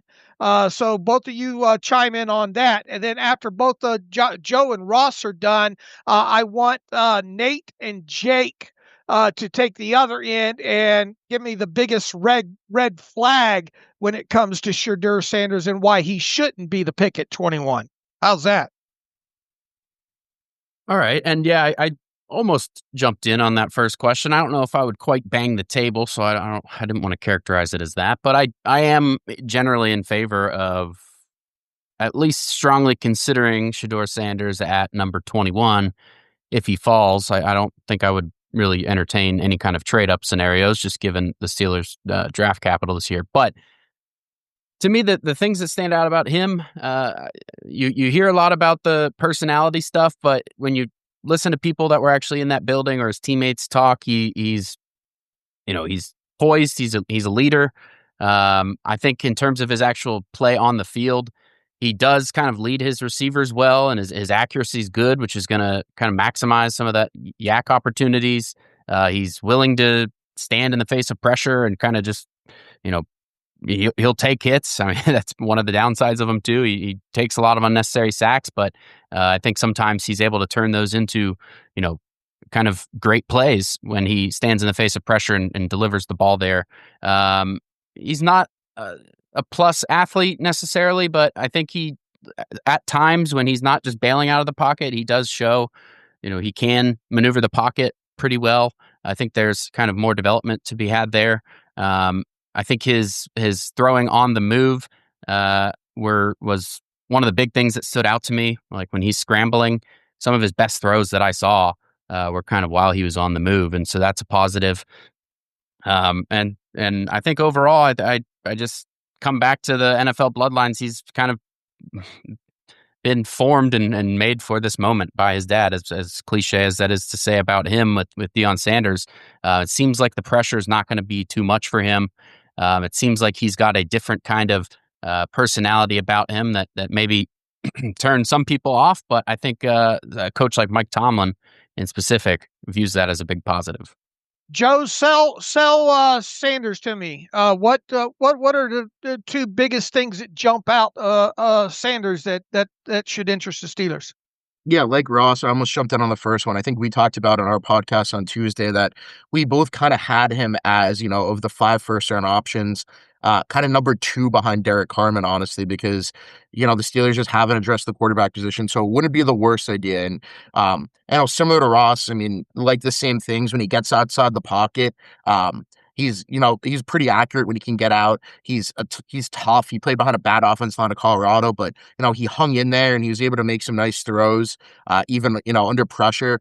And I mean, I just think I think kind of the confidence that he possesses is, a lot of times it's a negative, but I think it can be a plus in some circumstances, like, what we see with his toughness and that, he buys himself some time too. And he's able to make some nice throws over the middle, lead his receivers well. So I think there's definitely a little bit of upside there. I mean, I don't think he's ever going to be a top 10 quarterback in the league, but if the Steelers think they can develop him and make him a long-term consistent starter, he's a guy that, there's no long-term quarterback plan right now. I don't think you can really say, hey, well, they'll get their guy next year because you don't know what's going to be available next year. I mean, this time last year, everybody was touting Carson Beck as a top 10 pick.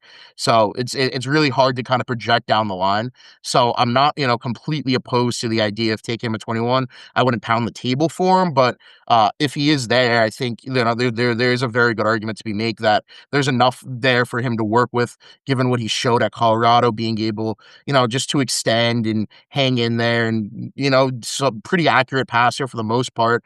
There's still some mechanical issues that I do think need to be worked out, but I think as looking at him as a potential, maybe he's not starting this year, but as your guy next year that you can get enough development for a year, that a good case could be made to take him in the first round. All right, and who were the two that I chose to take the negative side, pound the table, why they shouldn't take Shadur Sanders at 21? I was one of them. Okay. Jake? With Shadur, a lot of people worry about the velocity. I'm not worried as much about that specifically as much as I wish he would anticipate things better, especially when thrown over the middle. And I think since he doesn't have a lot of velocity, that really kind of hurts him.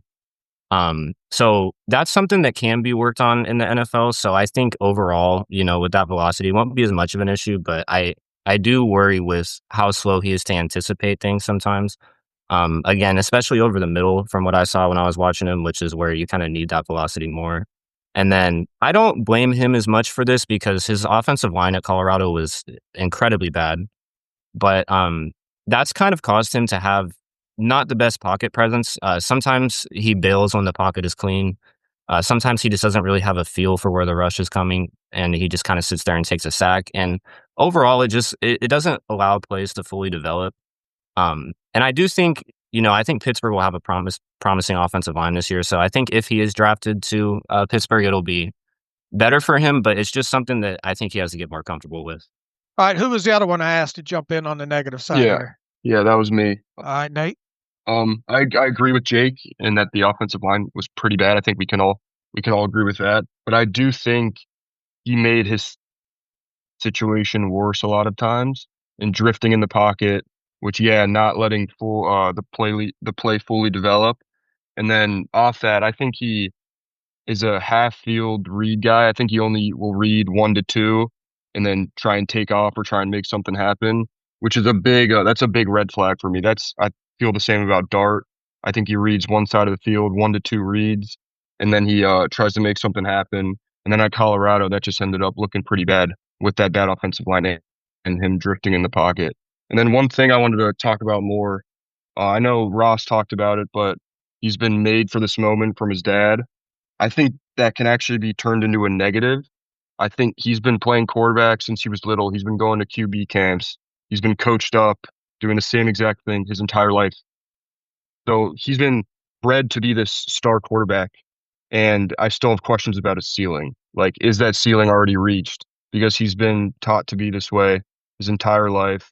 Going back to last year, I like Drake May a lot because he was a 3-sport athlete. He wasn't just a quarterback. And so I thought he could obtain a higher ceiling, which I think might be a struggle for Shadur because of his the amount of time he spent trying to play the quarterback position. Fair points all around. It'll be really interesting to see what happens to Shadur Sanders. I think really the NFL drafts true wild card of where he goes, how long he waits in the first round. Let's go to wide receiver now. Steven, I'll go to you. You profiled a couple receivers. Speaking of Colorado, you've looked at some of the Colorado receivers, and Travis Hunter, of course, is receiver cornerback. He looked at Jimmy Horn Jr., Will Shepherd. Also studied Antoine Wells Jr., who's Dave talked about a lot. So just kind of talk about those guys and some receivers you like, maybe in the later rounds if Pittsburgh waits until the day 3 range to take another wide receiver. Yeah, one of my draft crushes almost in day 3 is Antoine Wells. I had a great conversation with him in person. He has the statistics to back it up when he was at JMU. And then not only that, when he was Spencer Rattler's favorite target. So he has, an NFL caliber quarterback throwing to him experience wise. This is somebody that can really do everything. At South Carolina a lot, they love to use him in the screen game. More at Ole Miss, he was used as a deep threat because they didn't really use him as much. So he averaged almost 20 yards per catch at Ole Miss. So if you're looking for a guy who shows the speed on tape, shows the big body potential, and he had a little injury. He told me that during that entire time that he was rehabbing, he spent time on the jugs to strengthen his hands. And you can see multiple one-handed catches on his film, even at the Shrine Bowl practices. When he would win reps, he had a nice one-handed catch on the sideline. So body control is there, yards after the catch ability is there, ability to play as a big body. Everything that you want in a developmental prospect is there. More on like the slot kind of guy, you got Jimmy Horn. I think he can be a really good slot receiver in the NFL, but he's kind of subjected to that role. You're not going to get much more out of him other than that. He can be a little returner if you want him to be. I do worry about some potential injuries because of his size, and he took a lot of big hits at Colorado. Those two things kind of scare me, but other than that, he's a good option. Will Shepherd is somebody I'm not high on. He's going to be an outside receiver that's just going to rely on his physicality, and I don't think that he's more athletic or more physical than the guys that will be in the NFL. Josh, give me your thoughts on some receivers, maybe some of those day 3 types Pittsburgh could look towards, or do you think Pittsburgh will look towards maybe a round 3 receiver? We know Zach Kozora was pretty active on the trail this year, but your thoughts on this receiver class and some names to consider. Yeah, I do have them in my final mock going receiver in the 3rd round, Savion Williams. But, ideally, if I were building the board, you kind of look in that 5th, 6th round range. A guy I've liked throughout the process that hasn't gotten a lot of buzz because he hasn't had great production is Pitt's Konate Mumfield. That guy is a Deontay Johnson clone on the field. Doesn't really come with the headaches that maybe Deontay Johnson did. Just an elite route runner. Was really impressive at the Shrine Bowl. I know that the Steelers obviously had a huge contingent there at the Pitt Pro Day, so that's maybe a guy to know there. Brew McCoy from Tennessee. I know Zach Kozora was back at Tennessee. There's all those photos of him working out Dante Thornton, but Brew McCoy is kind of a name there. I know I've talked about Ricky White III from UNLV a ton just because of his special teams ability. I mean, 4 blocked punts, 2 of which were returned for touchdowns. That guy could step in right away and have a role. So I think kind of that day 3 range is where, later they should look at. Even a guy like Andrew Armstrong out of Arkansas, big physical receiver. He's got some clips out there where he's, putting defensive backs in the dirt, kind of like George Pickens has right off the line. That's a guy that I've kind of gravitated towards. And I think you did the profile, Alex. Mm-hmm. He's a guy that, they've shown some interest in. He's had good production at Arkansas, just a big physical guy. But I wouldn't roll out kind of that 3rd, 4th round range. A guy like Torrey Horton from Colorado State. I know that there's not those touch points with him, but just a really productive guy who's coming off injury. That the value could be great there. I mentioned Savion Williams, kind of a do everything guy. Trey Harris from Ole Miss. We know that Zach Ozani was at the pro day at Ole Miss, so I think it's a better receiver class than some are giving it credit for. And they could go in multiple different directions here.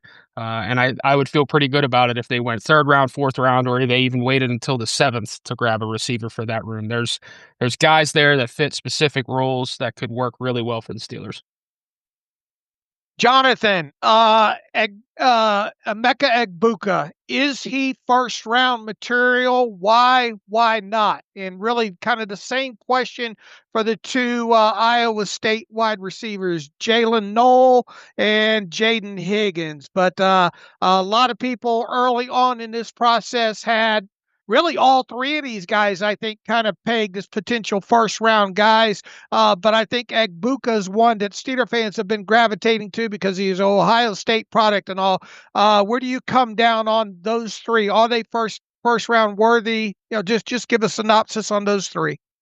I think with Ibuka, it's interesting because he does a lot of things well, but I don't think he's that bona fide first round. If I look at Emeka Egbuka, I think he's going to be a very solid wide receiver too.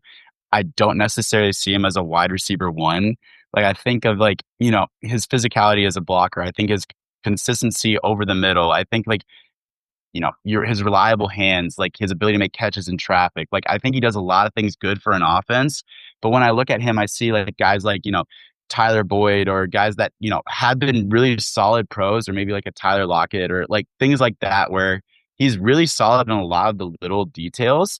But I don't think he's ever going to be this Jamar Chase, Justin Jefferson, these guys that you see that, are wanting to be that bona fide wide receiver one, or that you've seen recently with Ohio State. I don't think he's going to be a Marvin Harrison Jr. I don't think he's going to be a Garrett Wilson. So I think he's a guy that is very reliable. And if you're at the back end of round one and you want to have that reliable number two and you already have an established number one, by all means take him. But I see him more based off of the traits that he brings to the table, more as an early day two guy that can be a solid, rock solid wide receiver two for you. And then when it comes to Jalen Noel as well as Jaden Higgins, those guys are kind of my backyard in Iowa, and it's fun to evaluate both of them because they both bring different things to the table. You look at Higgins, he's this big bodied receiver that kind of similar in the sense of a Mike Evans or Alan Lazard-esque, where he just has that size and height that he utilizes to his disposal. He's a decent route runner, can make catches in traffic, good red zone threat, has more rolling speed than straight line speed that's going to beat you. So I think he's a guy and kind of more of that guy that you kind of want to draft that, can take the top off the defense, can challenge vertically, that can be a possession receiver over the middle, similar to what Lazard was when he was coming out of Iowa State and he became a very solid receiver. I don't know if he'll become this quintessential 1,000-yard receiver in the NFL, but again, I think he's going to be that guy that, doesn't have the best speed in the world, but at the same time is going to be a very reliable target for you. And then Noel, he was a very interesting guy evaluating coming out. He had a lot of speed. Again, not the ideal size that you want, but an extensive background as a kick and punt returner. They did what they could to get him the ball in his hands, and he does a really good job covering deep down the field as well as being able to break up open and get separation over the middle. So he was really fun to watch. I know he was one of the top standouts from the Senior Bowl when I was there. I liked his tape a lot, kind of to a Lad McConkey-esque type of player. Noel, where it came to an undersized guy, but had good speed, can win down the field vertically, can win on the crossers over the middle. So honestly, normally I'm a guy that looks more towards size for the receiver position, but I honestly liked what Noel brought to the table a little bit more than Higgins. But again, I think he's going to be one of those guys that you target more in the second or third round. Again, just kind of depending on the flavor of receiver you want. All right, Joe and Ross, you can't pick a receiver until the third through the, let's say, fifth round. Who's going to be on the board there? Who are you banging the table for the Steelers? Yeah, a guy I really like that Josh brought up, and he did have that combine formal with the Steelers, is Torrey Horton. He's a big receiver. He's pretty athletic for his size too, and he's had a ton of production. This season cut short due to injury. I think kind of, hurt his draft stock a little bit, but he said, he's pretty much full go at this point when I talked to him at the combine. I just think he's kind of really underrated in this class right now. And he's somebody that could come in and make an immediate impact, and I think there's a ceiling there too, that he can kind of grow and become one of the better receivers even in this entire draft class. So probably, round 3, maybe round 4 guy, but he's the guy in those middle rounds that I think I really, really like. Ross? A couple of guys, and quite different on the opposite ends of the athletic spectrum here, but Xavier Restrepo is somebody who has probably fallen throughout this process. Obviously, he had that very slow 40-yard dash, which isn't ideal, but I think he does have a pretty good understanding of how to create space with his route running, and I think he's very adept at that skill, and we saw that on display in Mobile at the Senior Bowl. I know this was a guy who Jonathan was very high on coming into the Senior Bowl, and we liked what we saw from him in Mobile. And so that's kind of why I'm not as worried about that 40 time. Is this a guy you're going to probably have on the outside? I mean, he's someone who's probably going to be more in the slot, at least at first. But I think he is very good at getting open, and the Steelers need that. They have a couple of guys who are more deep threats. They need somebody who's consistently able to move the chains, and I think Restrepo can do that, even despite that 40 time. And on the other end of the athletic spectrum, and this is a guy I wrote about as a sleeper for the Steelers in that article the other day, Isaac Tesla from Arkansas is very interesting to me. I think if he had any better production at Arkansas, he'd be much higher on this board. He didn't, and so he's probably more of a 5th, kind of 6th round guy, but he ran a 4.43. He's 6.035. He's got big 10-inch hands. He's got some pretty good arm length. I think he had close to a 40-inch vertical. He's just like an athletic freak. I think he was on Feldman's Freaks. He is a guy who can play gunner, so that's his kind of path to making a roster right away as he develops into the offensive player he can be. But I think he does have some of those skills on offense that he can be a legitimate offensive threat for a team after a year or two of development. I think he tracks the ball well over his shoulder. He's got that speed. He can block, so that'd be attractive to the Steelers. He's kind of, I likened him to a higher upside Ben Skoranek, and the Steelers seem to like him a whole lot. He has that gunner role, can do a lot of the same things that Tesla showed on tape. And so those are the two guys I have my eyes on. We're starting to wind down here, maybe 15 or so minutes. So I want to get to a couple other topics. I'm just going to go, give me kind of Cliff Notes version on one sleeper name that you really like in this draft. Maybe a later round guy that's not being touted as that top 50, top 100 prospect. Can be any position, even one that's not a position of need for Pittsburgh. Jonathan, I'll start with you. Yeah, one name that I wrote in our article was Johnny Walker Jr., the edge rusher from Missouri. Just when you're with this edge class being pretty deep, like a lot of good names are getting pushed down the board, and I honestly don't understand why Walker's being projected in a lot of places like a 7th round undrafted pick. I mean, he has good size, stands about 6'3", 249. Good arm length, and he has been a really strong producer in the SEC. 22.5 sacks during his college career, and he had 9.5 this past year. Really does a really good job of winning with speed as well as power, has multiple hand usage moves, and he does a great job of setting the edge against the run. Again, I think he's just a guy that could be a great, I had him ranked him as a day 2 pick, and he's currently getting projected as a 7th rounder. So I think he's phenomenal value where he's being projected. Again, you pair him up with like a Nick Herbig as a backup behind Watt Highsmith, I think that'd be an amazing pairing. Joe, if you want to mention the guy you wrote about, that's fine. If you want to mention a new name as well, then feel free to do that as a day 3 sleeper. Yeah, no, I'll go with the guy I wrote about, Elijah Ponder out of Cal Poly. I think he was a guy that really stood out throughout the week in the Shrine Bowl. He was just really fluid. He's explosive, right off the snap. He found his way into the backfield during the game on, probably 70% of the snaps. He was always around the ball, he consistently was beating his guy. He's got some special teams value too, that I think the Steelers could like in the late rounds. And I do think, and we saw them brought in Elijah Roberts as well. So there's some interest in the edge class, and I do think they need kind of another, talented pass rusher to develop behind Watt, Highsmith, and Herbig.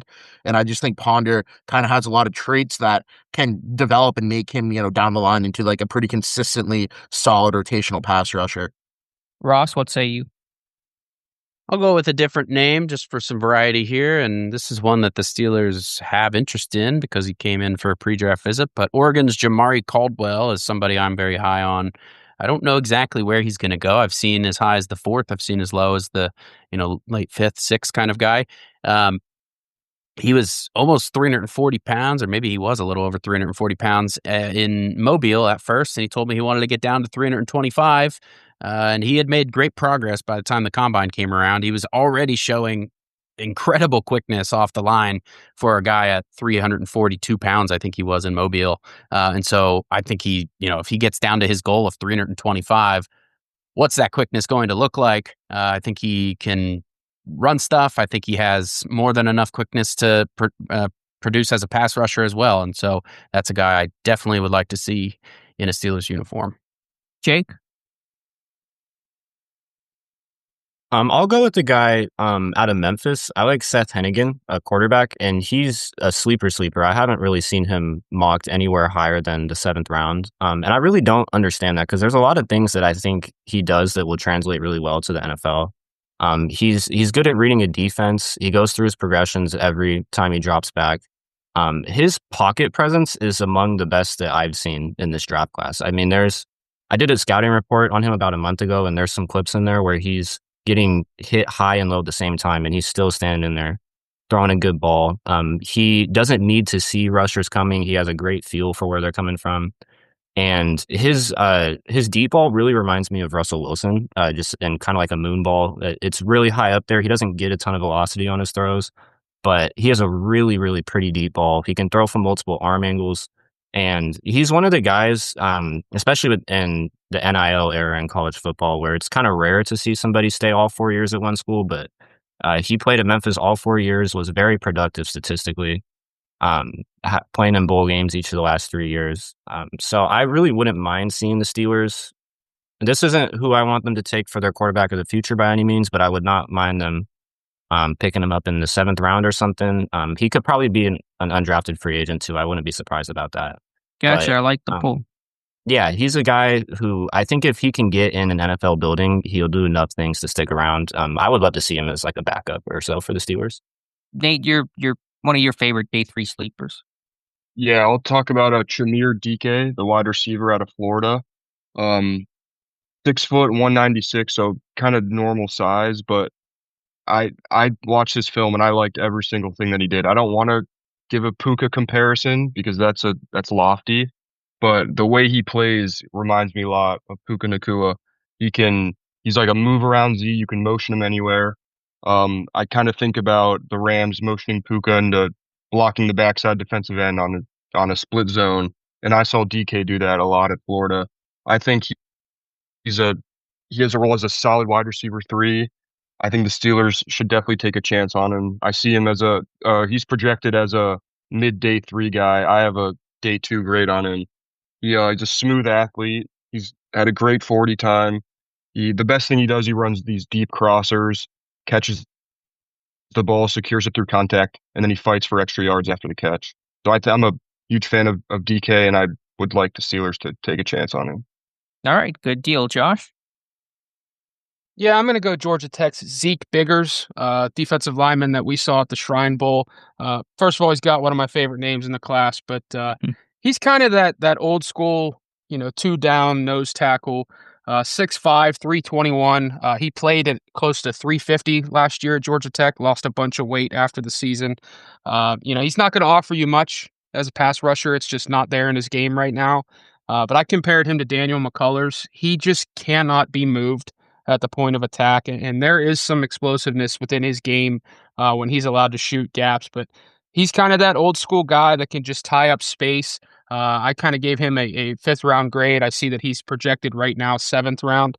I don't think he's a guy that's going to come in and change your room entirely, but he could be a serviceable, run down defensive lineman, come off the field and sub package and kind of help shore up your run defense moving forward. But he's just a guy that, at the Shrine Bowl, he kind of, popped off the tape after practice. You started to keep a closer eye on him, throughout practices, and then you dive into his game tape and it's like, okay, there's something here with this guy. Just a very powerful guy, uses length well. And like I said, I am a fan of guys that do not get moved off the spot, and that is him. And last but not least, Steven, your big time sleeper. Yeah, no, I'll go somebody that's projected to go undrafted, and that's going to be Marcus Yarns out of Delaware. Somebody who doesn't really fit the size profile you want, and like an every down back, he falls in the 18th percentile for weight at 193. He has his flaws for sure. He's going to turn 24 as a rookie, and he tested poor when you're looking at agility. But this is somebody. Oh, do we lose Steven? Steven, you drop out? I think we might have lost him there, but yeah, he would mention Yarns from Delaware, one of those sleeper running backs in a deep class. We'll try to get maybe Steven back here in a second. But Dave, go ahead. We have a couple more questions we have time for, but feel free to go ahead there, Dave. All right. Let's see. We haven't talked much about cornerbacks or safeties. Don't want to spend a lot of time on it, but we would be doing a disservice not talking about those two positions that could show up as draft picks this year for the Steelers class. Let's go. I don't know. Let's go Jonathan and then Joe again.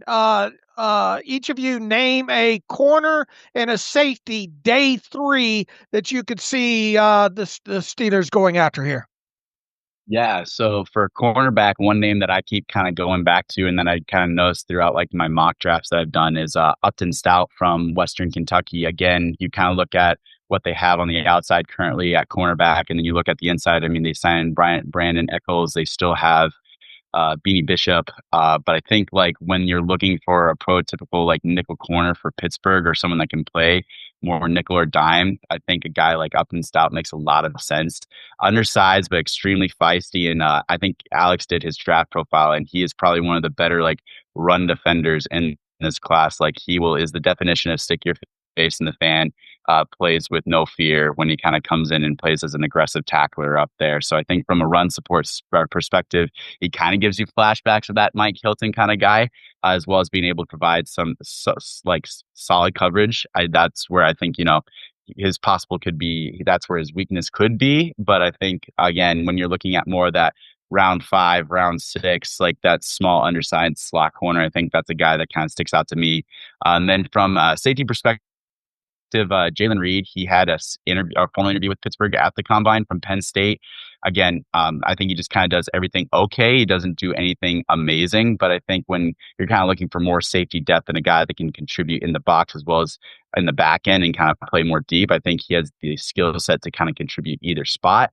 And again, just kind of knowing what's going to happen with a guy like Ryan Watts coming off the injury, I think he's definitely a name that could be considered and definitely could be a guy that they look to target on day 3 to kind of either provide some more depth and competition there. Joe, I think I chose you to chime in on this. Yeah. Yep.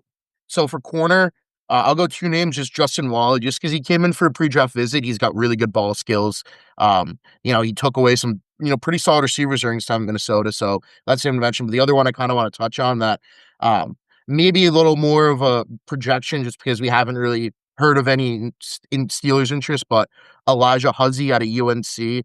Before he went down with a knee injury at the Shrine Bowl, he was an absolute standout. He had an interception in practice, super sticky in coverage. And, I think he's a guy that could come in and compete in the slot immediately, which I think the Steelers could still use another guy to come in the slot. So he's a name I'm at least paying a little bit of attention to just because I think there's a lot of talent there. And then for safety, easy Steelers connection here is Craig Woodson out of Cal. Gerald Alexander was his DB's coach his first year at Cal. He's really solid in the run game. He gets downhill fast. And he's got, pretty solid ball skills when he is lined up in man coverage. And I think he's somebody that probably isn't getting a lot of the attention that I think he deserves. I think he's pretty firmly a day 3, 6, 7th round guy at this point. And I think he could definitely outplay where he's drafted. I think he's somebody that, even though like right now that you come in, he could be the fourth safety, and then Deshaun Elliott's in a contract year, Juan Thornhill is only on a 1-year deal, so he's somebody I think could come in and end up being a pretty significant contributor here in a year or two. So he's a guy that I really like on day 3 at the safety position. Last question for you guys, and thank you for another fantastic roundtable. I don't want to spoil any potential final mock drafts that are still to come out, so I won't ask for just one name to be the pick at 21 for Pittsburgh. Give me maybe the 2 or 3 favorites you believe have the highest odds of being selected by the Steelers, assuming they stay at 21. Steven, I'll start with you, kind of work backwards for my last question. Give me 2, 3 names most likely to be the pick at 21. Yeah, I really like Derek Harmon to go at 21. I think he fits a lot of like their size profile and just the overall play style of what they're looking for on that interior defensive line. And he's young, only being 21 years old. This is somebody that I really think could be a high level player for a team that's notably always had great interior defensive line play. I think Derek Harmon could really be a play there. Another guy that we've talked about over and over again is Omarion Hampton. I think if you're looking for a game-changing running back, he's going to be the guy there because Ashton Genty won't be. And aside from everybody else in this class, he really stands out as being that do-it-all back that can elevate an offense that the Steelers have been looking for. Ross? I'm going to throw out a slightly different order here. I think Harmon is number 1 for me. Shadur Sanders, number 2. And I actually do think that Nick Amanwori is my number 3. The main kind of, I guess, justification for that is it's been a while since the Steelers have been able to take best player available. And if some of those defensive linemen and the quarterbacks that they like are not there, then who do you look to? And I think to me, that's where Amanwori can come in. And he has, year 1 slot potential, and they don't really have a ton of competition for Beanie Bishop right now. And so that would kind of be his year 1 fit, and he could progress into much more than that down the road. I like it. Joe, what say you? Yeah, I actually have a pretty similar top 3 to Ross and Steven. I have Derek Harmon, I have Omarion Hampton, and then I actually also have Nick Amanwori at 3. Me and Ross talked about him a little bit on Tuesday, and I think I'm kind of sold on the idea of him coming in and having a fit in year 1. I think it would be a little bit of a surprise, but he came in for a pre-draft visit, and I think he's a player that can impact the game in multiple ways. So I would actually be pretty happy if he was the pick, even though it doesn't look like an immediate fit on paper, just, the fact that he's a safety. But I think he's a player that could kind of really make a big impact on this defense. So those are my top 3. Josh? Yeah, so I went Omarion Hampton like we talked about, but I think honestly, as we sit here right now, it's Harmon 1, Hampton 2, and then I kind of think Malachi Starks is an option there at 3. I know that they were down at the Georgia Pro Day. I believe it was Terrell Austin put him through position drills. He's kind of my sleeper option at 21. They've done a lot of work on safeties. I know obviously Amanwori there out of South Carolina would be the presumed thought at safety there, but I keep coming back to Malachi Starks, and I had him as an option in my final mock. So those are my 3. All right, good deal. Nate? Yeah, I'd go with Harmon 1. I'd go Shadur Sanders 2, and then a sleeper. I think Jahdae Barron out of Texas, cornerback, but he really can play slot or safety. If you want someone to play zone coverage, Jahdae Barron's the guy to do so. Not the best in man, but I think he can work on that. And I think he's just a really high IQ player who's just a winner on the field. I like it. Jake? Yeah, mine is pretty similar. I would go Harmon 1, Sanders 2, and then I was also going to go Jahdae Barron 3. I think his ability to play slot corner would be valuable, and as you mentioned, he played all over the secondary at Texas, so I think, especially if there's injuries going on late in the season or something, he's a guy that could be very useful. And then bring us home, Jonathan. Yeah, so I think I would go Harmon 1 as well too. Harmon's at 1. I would go Sanders at 2, and then 3. I would say who I would like them to look at is probably another one of those defensive linemen like Kenneth Grant or whatnot. But I think when it comes to what I think they actually will do, I think it's going to be probably either Dart or Milrow. Probably it's going to be. I'm thinking it's either going to be Harmon or quarterback if I'd really have to do that. Working on like my mock draft kind of like now and the kind of like the final pieces of it. But I'd have to imagine like based off of how things are looking right now, based off the roster, I would say probably either one of those three quarterbacks or Harmon probably would be my pick. I hear you. All right, Dave, any final thoughts as we wrap up this year's annual Steelers Depot Draft Roundtable? I would only, I guess, say just a quick yes or no from the round table here from everyone here. Will the Steelers have, by the time the third round ends, will the Steelers have made 3 draft picks? They obviously have 2 right now. They have no second rounders. So just a quick yes or no, really, from the round table of if you think the Steelers will wind up making 3 picks within the first 3 rounds. Who wants to go first? I will. I'll say no. They're going to only make 2 picks. Okay. Joe? I agree with Josh. I'm also going no. I think they'll only have 2 picks. Ross? Ditto there. 2 picks. Nate? I would say 2 picks as well. Jonathan? Yeah, I think the only reason that they would have more picks is if like a George Pickens trade happened, but I would say I'm going to lean and just say that doesn't happen. So I'm going to say 2 picks. Jake?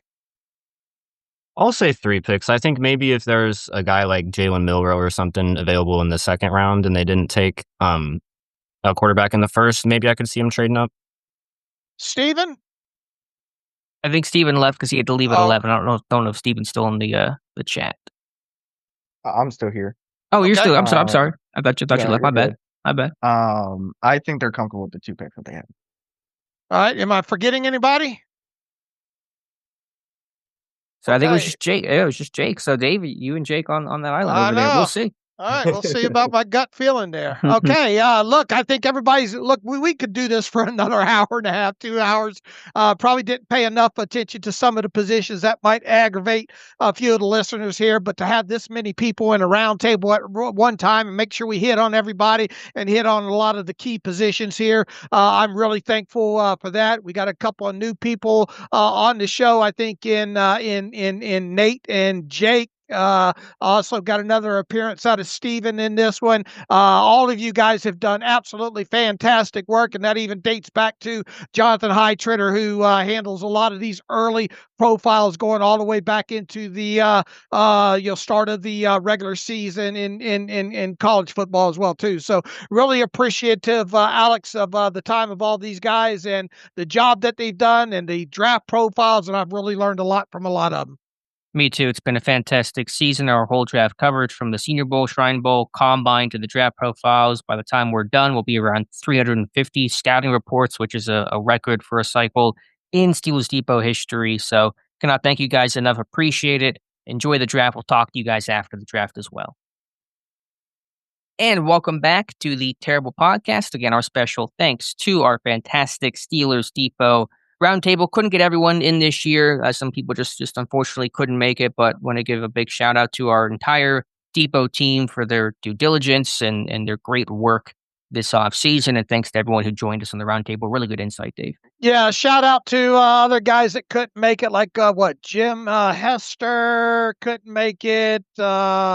Ephraim Geller couldn't make it. Our long-standing member Tom Mead's done a lot of profiles, but the timing didn't stack up. Was that the largest roundtable that we've done? It might have been, right? Or close to it. Probably right up there. Yeah, we couldn't get some of Dr. Mel wasn't able to make it, but some other people couldn't either. But I really appreciate the people that were able to join us for a little bit. Yeah, absolutely. And, hopefully we covered as many prospects as possible. I probably would have liked to spend a little bit more time on cornerback and safety, but we're trying to get opinions from all these different people on some of the primary positions that we think the Steelers will address. And it was just good to have everybody in one sitting and get this annual roundtable knocked out. They did a great job, and I've learned a lot from all of them throughout the process, including from you. Me as well. All right, Dave, final thoughts. Can wrap things up. I think we'll skip reading emails today because the show is running extra long. Mike Tomlin, Omar Khan will speak apparently next Tuesday. That was what Ray Fittipaldo said on the Fan yesterday. So we'll come back for Monday's show, probably do a little more draft discussion.